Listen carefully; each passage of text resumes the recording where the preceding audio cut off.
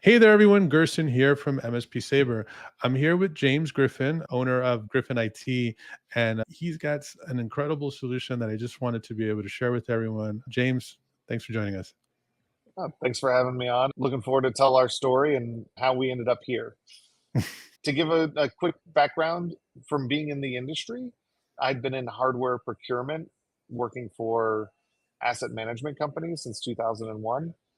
COVID happened, the whole world went upside down, and everybody was having a hard time getting a hold of equipment. So we started working on a project to cater specifically to MSPs and providing distribution of secondary market equipment into MSPs who weren't used to it. I would say 2020, the world's going upside down. Everybody needs a laptop with a webcam. And I'd been in asset management. I had access to all the equipment. My wife used to be the head of HR over at ConnectWise. So we kind of looked at it as, you know, how can we put these things together? There are all these MSPs that can't find equipment, tons of need, and I have equipment, but need a distribution model. And it was kind of developed out of necessity. So we took that and started going with it from there. I definitely remember that period when we were all scrambling. Suddenly, like a $50 webcam was like a hot commodity. So, so many people didn't realize like they never even bothered to get webcams. It was a wild time. We were selling OEM's computers from the secondary market back to the OEM.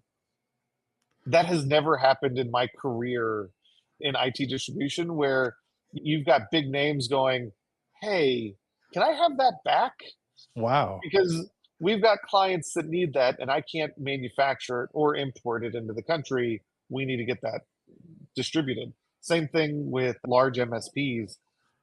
We had looked at a project like this before, and I would say 2018, 2017, a large MSP, when you said the word refurb, their heads exploded. Hmm. They were like, I am never going to sell refurb.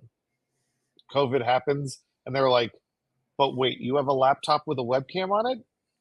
I'm in. So we're moving tons of product. At the time, we were doing 3-year advanced replacement warranties, distributing any product we could find to our MSP partners. They're getting it out to their customers. That was probably the base model for the company the first year. And we were like, okay, this is the perfect model. Nothing's ever going to change. I'm going to buy equipment from lease return facilities, from asset management companies. We're going to package it. We're going to create a solid product and we're going to sell it to MSPs, and that's going to be perfect. Then 2021,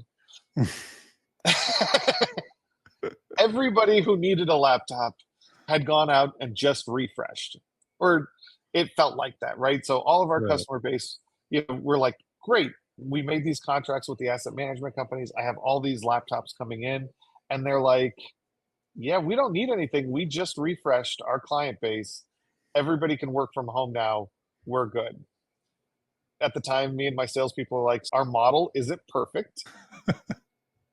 And apparently, our ability to see the future is not great at this point. So we're like, okay, what do we need to do? We have solid product. We have a line of product coming in. We've got a bunch of it that's already landed, and we don't have any place to put it. I talked to the salesperson, and my lead salesperson tells me, James, I can't sell this stuff fast enough. It's piling up. We don't have storage for it. I'm walking into my condo, and there's several $100,000 worth of laptops in the hallway by my front door. I'm like, all right. I sleep on it. I come in the next day and I start talking to my salesperson. Okay, I have an idea. We're going to ship it to our customers. At the time, we had about 200 customers. I was like, we're going to pick our 50 to 60 favorite customers, package up 10 laptops, and we're going to ship it to them. He's like, we're not selling this stuff fast enough. I'm like, trust me. So we package all this stuff up and we ship it. And I wait about 2 days and I call up the customers and I go, hey, Mr. Customer, I'm very sorry, but our shipping department has made a huge mistake and we have accidentally shipped you 10 laptops. It's no big deal. I've already fixed the order for the other customer, but they're coming to you. If you don't mind, just keep a hold of them for a month or 2 months. See if you can sell them. If you don't sell them, I'll give you a shipping label and we'll ship it back to the warehouse. No harm, no foul. It's a win for you. On our side, I was like, good, this gives me time to go out and buy a bigger warehouse. I need space. Sales triple overnight. We had no idea that our MSPs could sell hardware as well as they could if they had it. So as soon as they had the equipment, their customers were coming to them going, I need a laptop. And they're like, well, there you go, laptop. Right. We still had to go out and buy a bigger warehouse, but now it's because we had accidentally made a model that was fixing a couple of other business problems. For the customers, how does the MSP's end user customer know that we provide a good product? We can say that we test all the product, that we do advanced placement warranties, that they're going to be happy, blah, blah, blah. But the user's like, well, it's a used product. I don't necessarily want it. Well, if they can sit there, hold it, and touch it and decide for themselves in front of them, sales went through the roof because they could see the quality and it wasn't an unknown. All right, this is becoming a business model and not a way for me to get the equipment out of my hallway so it doesn't get stolen. So obviously, we couldn't call the customers a second time and say we made a second mistake. Here's 20 more laptops. I can say our warehouse is bad, but I'm not going to beat up on our warehouse that much. Right. So the first year we came up with a model where we were tracking everything using Excel spreadsheets, the accounting software. We're like, we can make this work. Now we find that one of the other benefits of having that equipment out with the MSPs is before where we did advanced replacement RMAs, a laptop's out in the field, they keep it for a year, the battery starts to die on it. Well, we would ship them another one with a return label in the box. They could fix it, replace out the machine, whatever they were going to do, put the old one in the box and ship it back to us. But lead time on that's about 2 days. And I'm getting beat by Dell. They're going to have a person out there the next day. Well, by having the product out with our MSPs in their hands, they're now able to go fix the customer with an identical product and then call me and tell me about the RMA. Their time to close on those tickets has evaporated. Right. So we're helping them fix the business problem. So our model has now come to, we create a credit limit for each one of our clients. They're able to choose whatever product that they'd like from our warehouse. They have that product for up to 90 days. We ship it to them for free. They can take a look at the product. If there's any defect that they couldn't sell it or whatever, I'll give them a shipping label to send it back. If they don't sell the product, I'll give them a shipping label to send it back. There's no cost associated with any of that. All of a sudden, that trust feeling built up not only with the MSPs, but with their customers. The support became a model. We spent the next 2 years building out our portal to then automate those processes. So it wasn't always having to talk to the salesperson. But yeah, that's how we ended up doing what we do today. That's amazing. The entrepreneur in me definitely respects the entrepreneur in you, because to me, I think sometimes people are like, what really is a successful business? What is someone that really knows what they're doing? And I'm like, it's someone that knows how to adapt. Because that's pretty much it. You're starting a business and you kind of just went and it was working well. And you kind of got that curveball thrown at you. And you're like, all right, right. Looked at the pile in your condo and you're like, let me attack this from another angle. Then something amazing kind of got born out of that. And that's great. And it took a lot of trust. One of the things of talking with MSPs, I get when my salespeople are talking to new partners, is no bank is going to fund this type of venture. What bank is going to loan $2,000, $5,000, $10,000 to each one of these MSP partners? No bank will.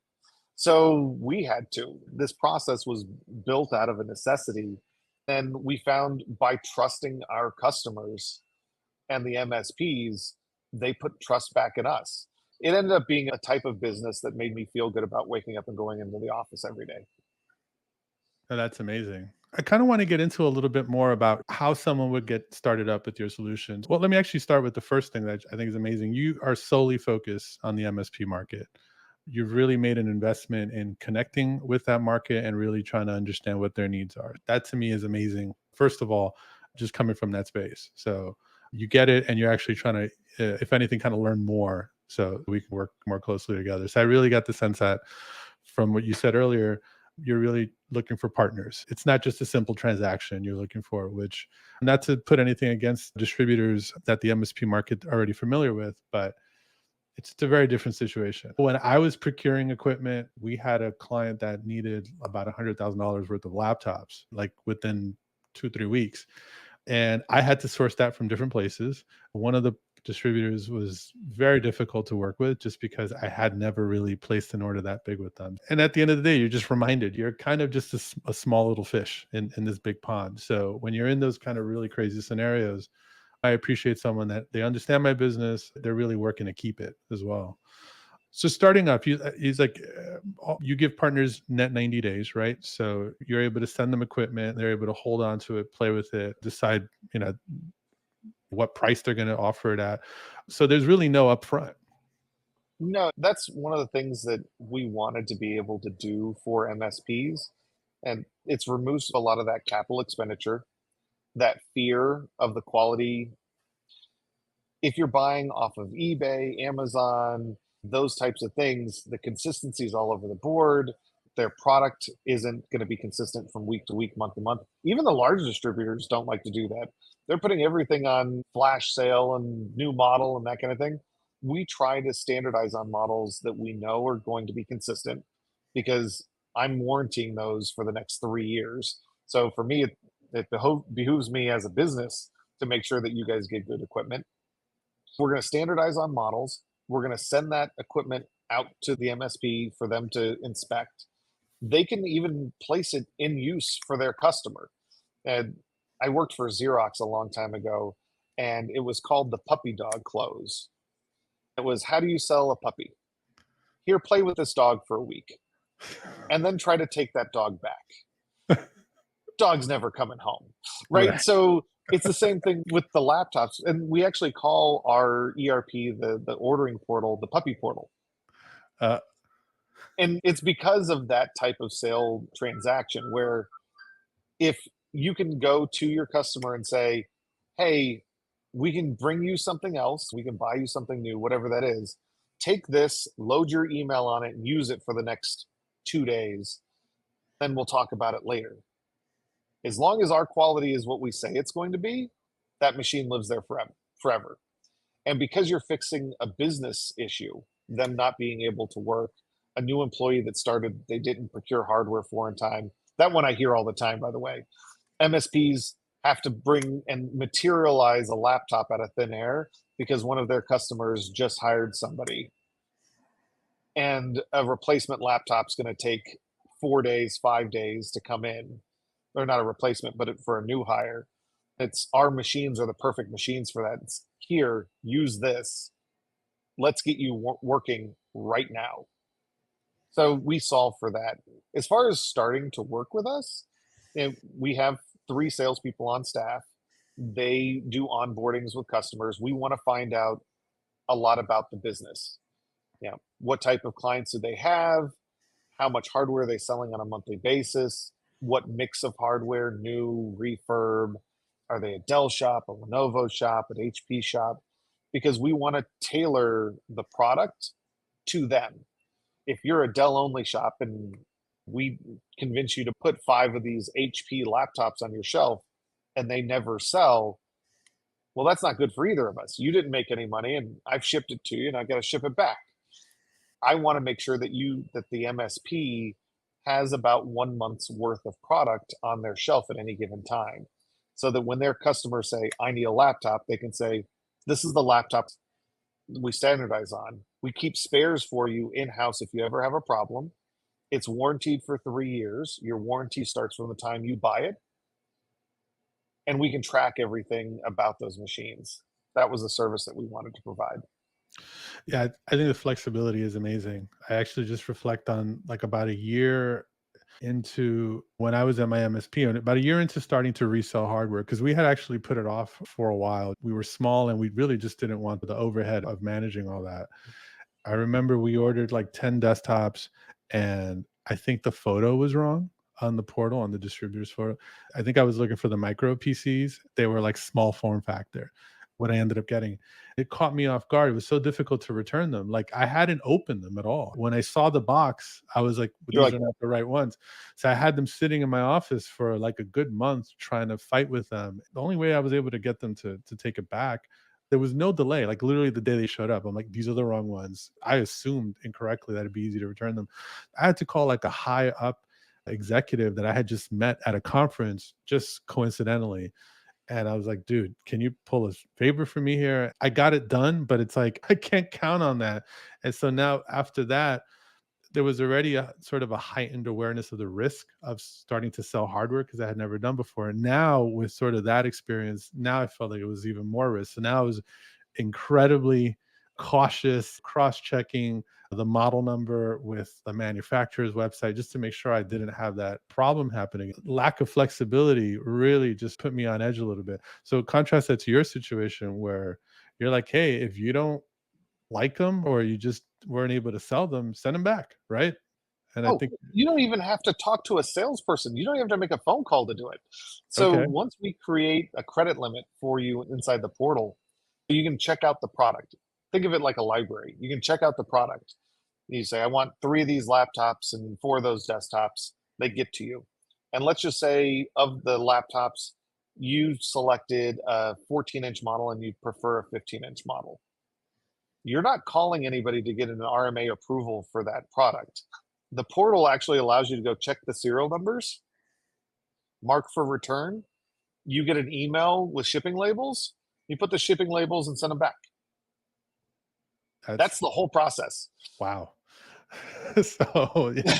definitely not what I was used to do RMAs. RMAs always felt like a little bit like a client proposal. You're praying, like hoping it goes through.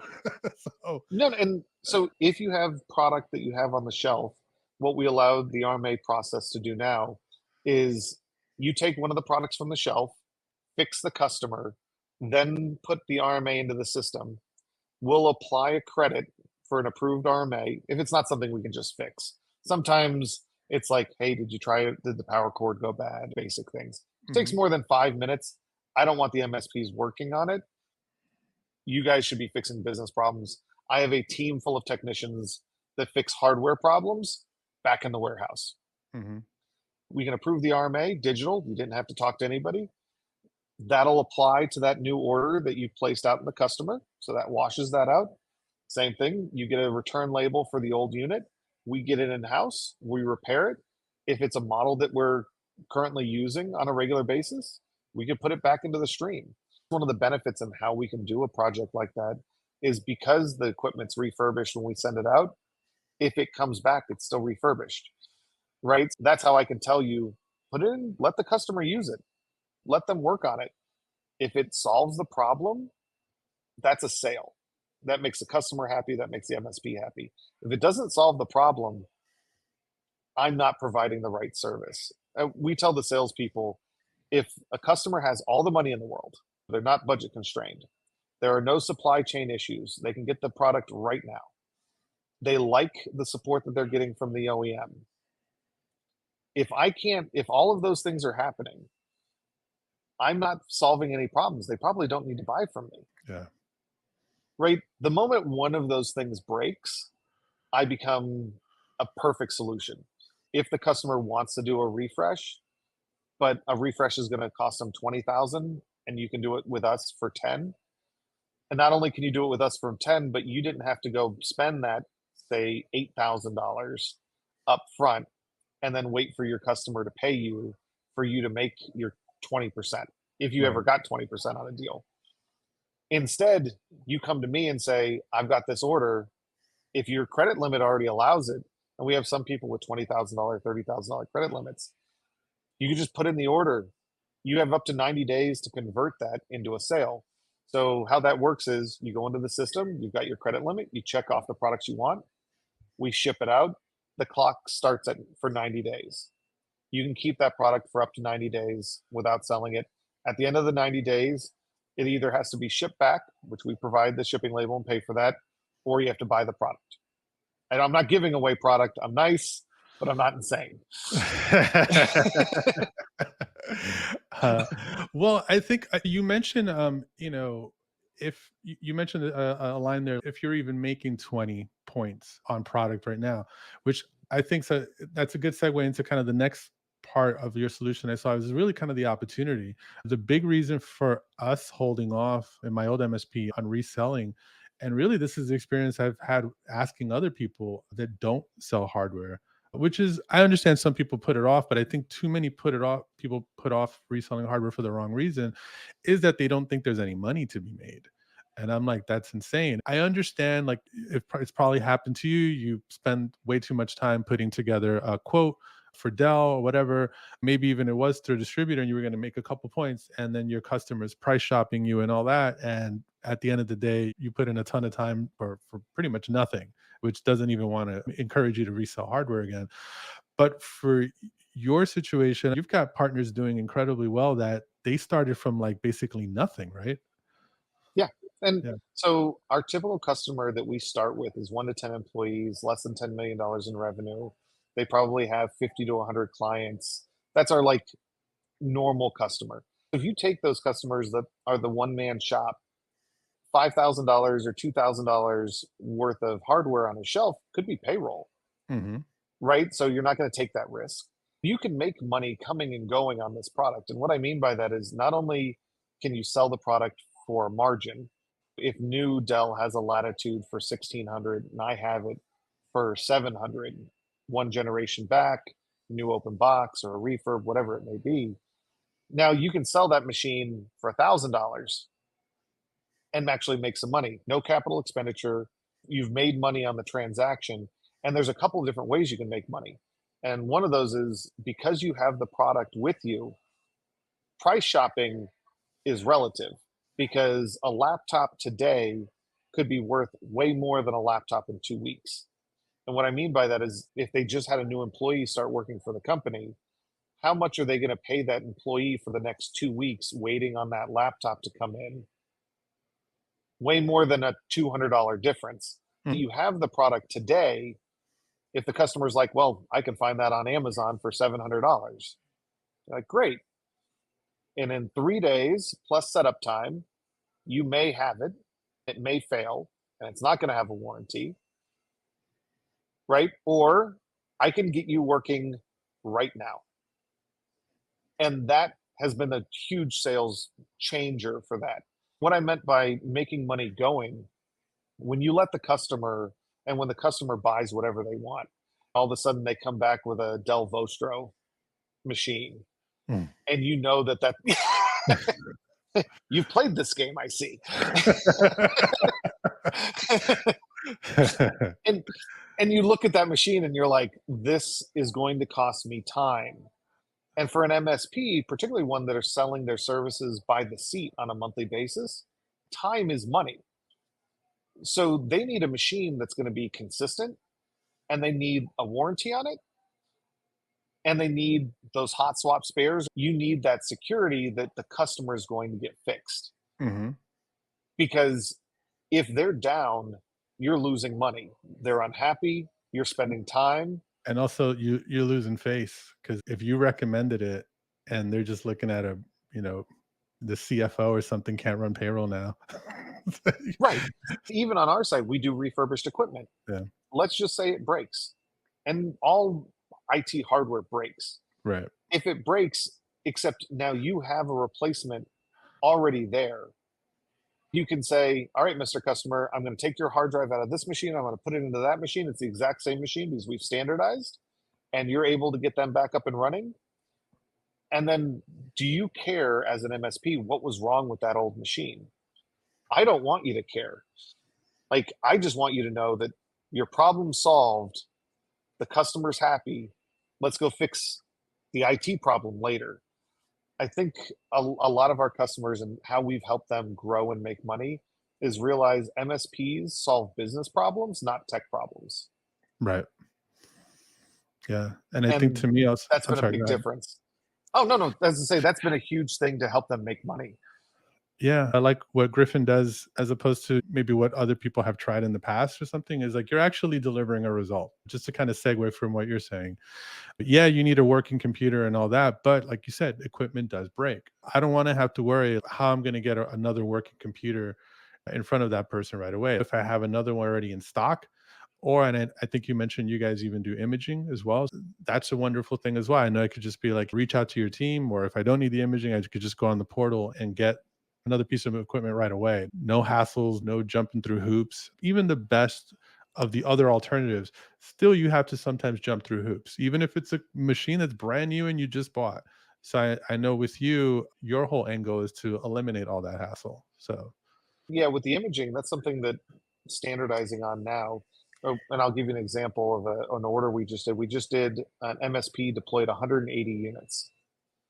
And in the past, they had gotten those direct from the OEM and they had it with Intune on it. And their logic was, okay, those machines from the OEM with Intune, it's going to do the entire setup for me. And what they found was they were spending weekends letting those things hook up to the internet to download everything. They were limited by the amount of bandwidth that they had to turn on all those machines. One machine, two machines, not a big deal. You plug in 20 in your house or in your office, all of a sudden your gig bandwidth is nothing. So what we were able to do for them, we still gave them the hardware hashes so they can intune their machines, mhm, but for their base image, Office 365, their basic applications that they needed on the machine, we were able to give them a machine. They loaded their RMM on it, they remoted into it, built it the way that they wanted it. We created a custom image of that and then deployed it to all 180 machines.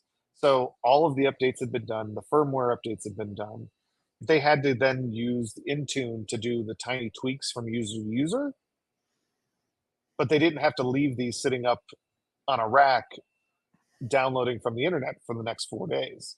right. So the amount of time that we saved them on the project and saved them money because they were coming to us on secondary market equipment versus straight through distribution, they loved it. Like their deployment cycle dropped by about 4 weeks, which that's a thing.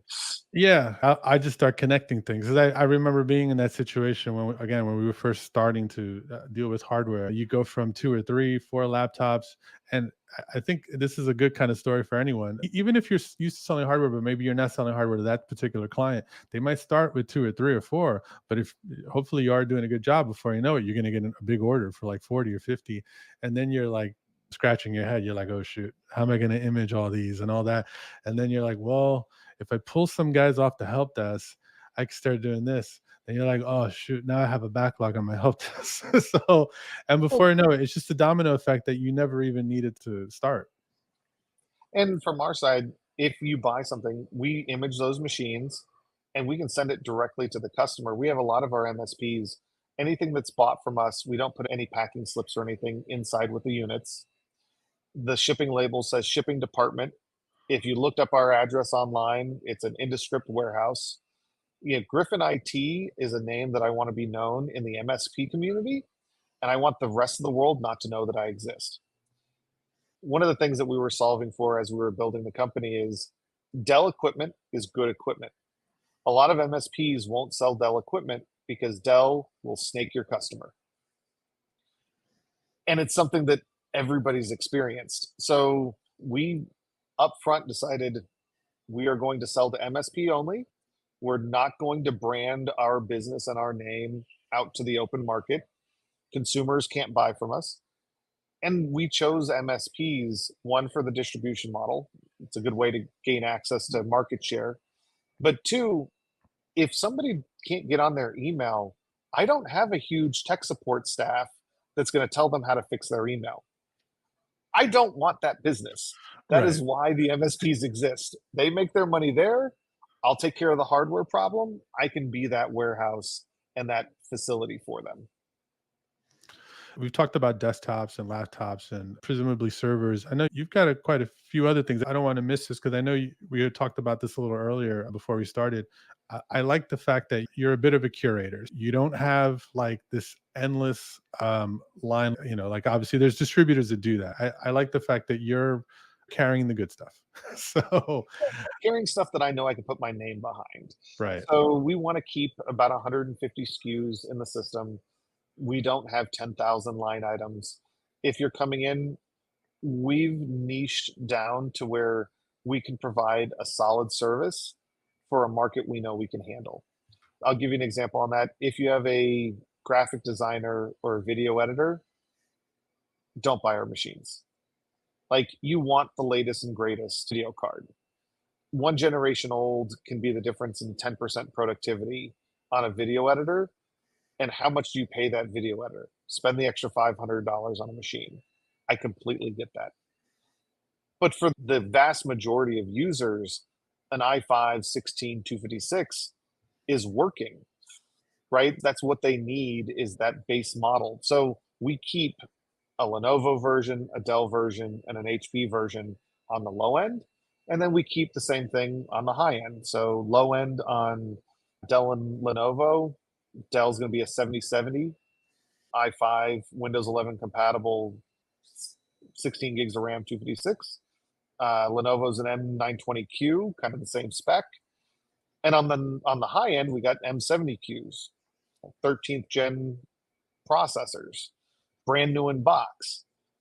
We know that these models have low failure rates, we have accessibility to the models, and we can keep them in stock.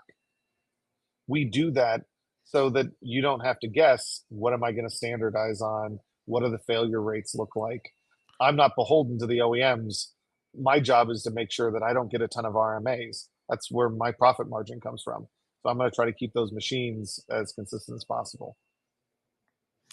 So you've got desktops, you've got phone equipment as well, right? You've got So desktops and laptops, we carry both refurb and new open box, new old stock, new in that realm. Phones, we just signed a partnership with Yealink, so we're keeping Yealink phones in stock. On networking equipment, we have secondary market Yealink. We're distributors for Netgear and Grandstream.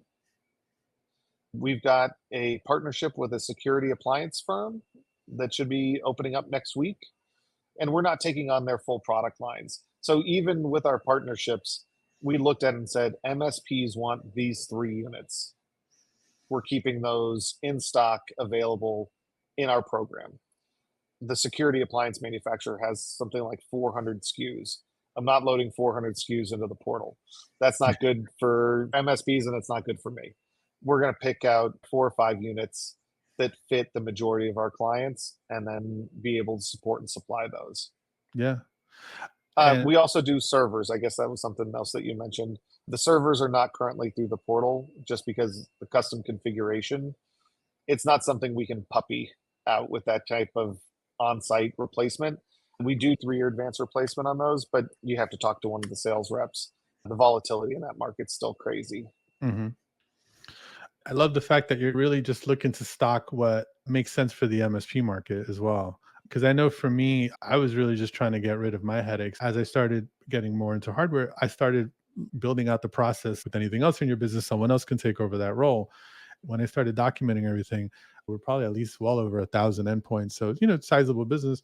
I had like 50 SKUs at most, and really half of those are peripherals.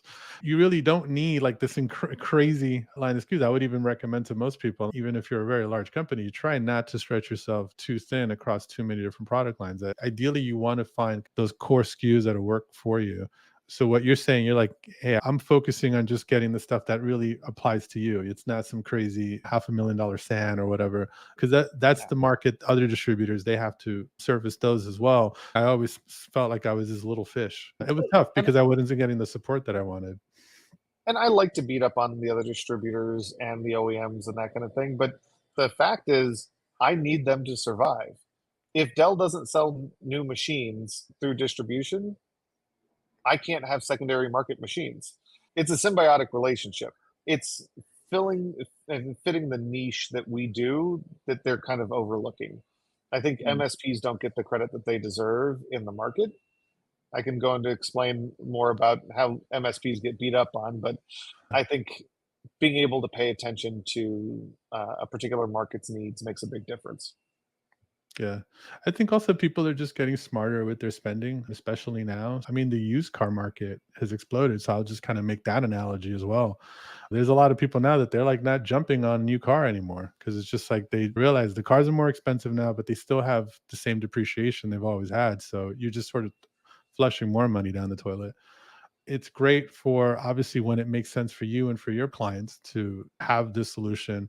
I worked with a lot of nonprofits. They're very cost conscious. I had to get really creative sometimes just to kind of figure out how to stretch their budget.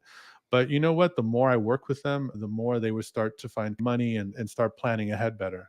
Usually, prior to our organization, they just didn't do a lot of planning. So that's the opportunity to get in there. You can go in and maybe just start with 4 or 5 units. And then before you know it, you're starting to do those big orders. I'd like to recap. The cost is nothing to start. Yep, zero So barrier to entry. the opportunity to me is huge. You've got a lot of different vendors. Obviously, the second market is kind of how you started, but you do have also new available as well for Mhm. those people that maybe their clients are just demanding that.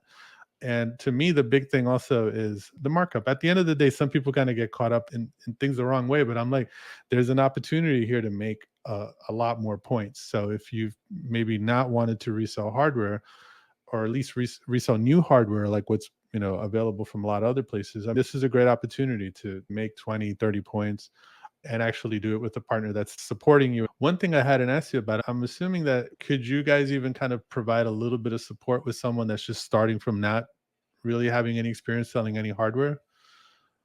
Yeah, we have a full staff marketing team on hand. So some of our MSPs will come to us and they're like, "Hey, I would love to sell your product. I don't have any collateral material." Work with the salesperson, send them over your logo. You can tell us what price you want to put on there. We'll put your logo, your phone number, your email address, and your price on it and send it back to you in a PDF. You can, any way you want to use that. We Mhm. don't put any pricing out the market because we don't want, if for whatever reason one of your customers ever found out about us, we don't ever want them to know what you're making on the deal. So all of our pricing is behind the registration wall. You got to be inside the portal to get a hold of the pricing. I don't want my name getting put out to customers. So that's why we take your logos, put it on that kind of thing. You'll see us on social media. We'll talk about what products we have, their specifications. But if anybody wants to get a hold of those products, they got to come through an MSP. Yeah, and then the last part to me also is really important. It's just kind of the experience of it all. You've got the portal, which you're still continually developing that. That's an ongoing thing. It seems like once you're sort of set up and going, you don't always have to reach out to your sales manager, account manager, right? You can just Yep. go on the portal and do whatever you need. And the same thing even for returns, which again, that's amazing. It's nice to have the salesperson if you're like, I have a customer that needs blank, or I have an opportunity they're going to want to roll out. We have one where we roll out small webcam laptops. The contract's for 1,300 pieces a year. Hmm. They were able to work with the salesperson, find the right model that was going to work for that deployment, create the images for it, create a schedule for shipping, deploying. That's really where the salesperson comes in handy. Maybe it shows we have 200 of them in the portal. You have an opportunity for 500 of them. That's fine. Talk to the salesperson. They're going to come talk to the procurement team and make sure what does the lease returns on that particular unit look like over the next 6 months so that we can make sure to manage that supply chain for you. So we're doing a lot of that supply chain management. Wow, that's amazing. Even the first part you mentioned, just the support to be able to reach out to someone and just sort of like not having a specific idea of kind of where you need to land, but at least kind of knowing some idea. Like it needs to be at this price point with these specs and so forth. And this is kind of the use case for the equipment to be able to have someone come back to you like, all right, well, these are some of your options that with us at least. I would not get that level of support. Maybe they would be like, well, you could speak to the OEM's rep through the distributor. But again, they were just sort of a human fact sheet. It wasn't really sort of insight per se. So Yeah. yeah. Well, and we're doing imaging for you, that's cutting down on time. We're doing warranty for the MSP, that's cutting down on time. That's how MSPs make money, particularly if they're doing on a per seat model where they're billing monthly per head. We want to cut that time down because that's money. And then the last thing you talked about, no barrier to entry, the capital expenditure, having several $1,000s worth of equipment on your shelf that you could be using for payroll, for software, for marketing. Like we want to take that and bring that in there. We get paid when you get paid. I have a vested interest. I am investing in these businesses. I want them to succeed. The more they succeed, the more I succeed. Yeah, we always talked about having equipment. At best, we would have a loaner, and it was never even a very good loaner. But every time we talked about just having some inventory, we're like, nah, because Yeah, it was so difficult to return the people we were working with at the time. It was depreciating a lot faster, especially if it was a new product. And it was just a risk that we just weren't comfortable doing. So I love the fact that you're enabling, even if it's a smaller shop, it's like, hey, have these on hand. I can't think of any MSP shop that wouldn't want to have at least two or three pieces of equipment ready to go. As much as you want to plan and do everything you can with your I, clients, they still kind of come up with those surprises. So, when we say partner, we want to work with the MSP to make sure they have a month's worth of equipment. Like it doesn't help me if I send somebody 20 machines, 90 days go by and they sell two. That was poor planning on our part too. right. And then we want to build with the company. So let's just say I send them two machines. They get paid by their customer. They pay for the two machines for me. I'll send them three. Maybe I'll send them four. And then we can keep that and build them up. So we can build their credit with our company by experience. The salespeople joke around. There's two types of companies that work with us: the ones that understand the program and they check out equipment, they sell it, they pay us, we give them more equipment, and it builds. And then there's the other type of customer that they take out the equipment for 90 days. They sold it day 15, but didn't want to tell us because they're using us to float cash.